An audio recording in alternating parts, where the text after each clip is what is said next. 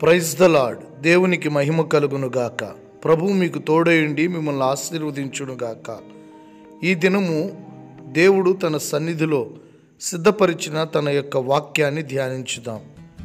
మీకా గ్రంథము 7వ అధ్యాయం 15వ వచనం. నేను జనులకు అద్భుతములను కనపరుతును. ప్రియులరా, దేవాతి దేవుడు సర్వశక్తి కలిగిన తండ్రి తన ప్రజలైన వారి నిమిత్తము తాను చేస్తున్న ఈ శ్రేష్టమైన వాగ్దానాన్ని జ్ఞాపకం చేసుకోండి.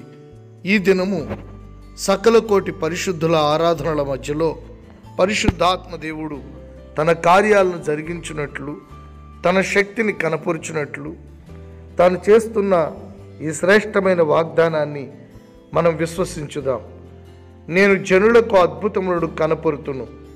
కళ్ళకు కనపరిచే కార్యాన్ని ఆయన చేయడానికి ఇష్టపడుతున్నాడు.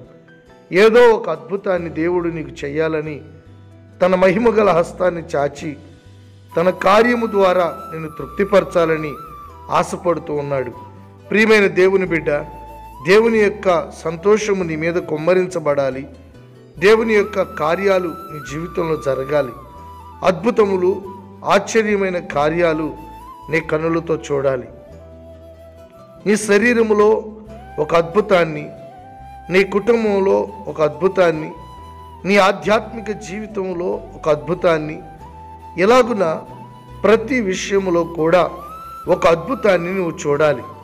దేవుని వలన కలిగే అద్భుతములు అవెంతో శ్రేష్టమైనవి, స్థిరమైనవి, ఆశీర్వాదకరమైనవి, మేలుకరమైనవి. కనుక దేవుని వలన కలుగు అద్భుతములను ఆశించుదాము. దేవా, నా జీవితంలో అద్భుతము చేయండి అని దేవుని సన్నిధిలో అర్థించి అడిగి ఆయన యొద్ద పొందుకుందాం. ప్రియ దేవుని బిడ్డ, ఏదైనా ఒక అద్భుతం నీ జీవితంలో జరిగితే ఎంతో సంతోషం, ఎంతో ఆనందం, ఎంతో ఆదరణ.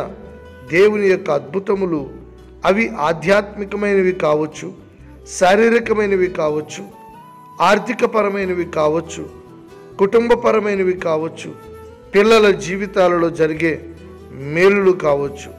నా ప్రియ సహోదరి సహోదరుడా, దేవుని అద్భుతములు జరుగునట్లుగా నీవు ఆయన యందు విశ్వాసముంచు.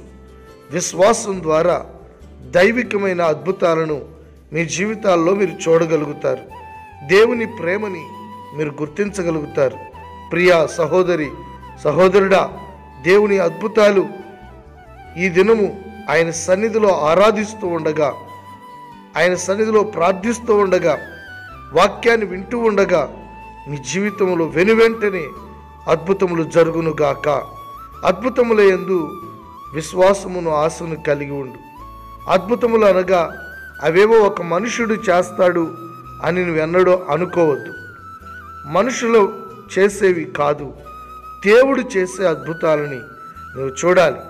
దేవుడే నీకు వాగ్దానం చేస్తూ ఉండగా మనుషుని వైపు, మనుషుని బలం వైపు, మనుషుని జ్ఞానం వైపు నీ కన్నులు ఎత్తకూడదు.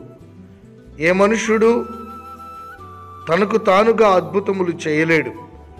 అతని ద్వారా దేవుడు చేయించితే తప్ప, దేవుడు నీ జీవితంలో ఒక అద్భుతాన్ని కనపరచాలని అనుకుంటే ఏ విధంగానైనా ఆయన తన అద్భుతాన్ని కనపరచగలడు. దైవ సేవకునిలో నుండి, దైవ సేవకుని ద్వారా నీకు అద్భుతాన్ని కనపరచగలడు. లేదంటే తానే తన హస్తమును చాచి ఆరాధన సమయంలో వాక్యం వింటున్నప్పుడు అద్భుతమైన కార్యాన్ని నీ జీవితంలో చేస్తారు. కనుక దేవుని యొక్క సముఖములో ప్రభు అనుగ్రహించే ఆ అద్భుతము కొరకు మీరు ఎదురు చూడండి. నిశ్చయంగా ప్రభు మీకు అద్భుతములను కనబరుచును గాక. మీ కన్నులకు కనబడిన అద్భుతాలను గురించి సమాజములో ప్రతి వారి ఎదుట సాక్షులుగా నిలబడుదురుగాక. దేవుని నామము మీ ద్వారా ఘనపరచబడునుగాక. ప్రార్థన. ప్రేమగల తండ్రి, నీ ప్రజలకు మీరు చేసిన ఈ వాగ్దానాన్ని నెరవేర్చి అద్భుతములను కనపరిచి అద్భుతమైన రీతిలో వారి జీవితాలను మలచి మీకు సాక్షులుగా ఉంచమని, నీ రాజ్యం కొరకు సిద్ధపరచమని, సమాజంలో మీ నామాన్ని ఘనపరుచుకోమని యేసు నామములో అడుగుతున్నాము తండ్రి. ఆమేన్.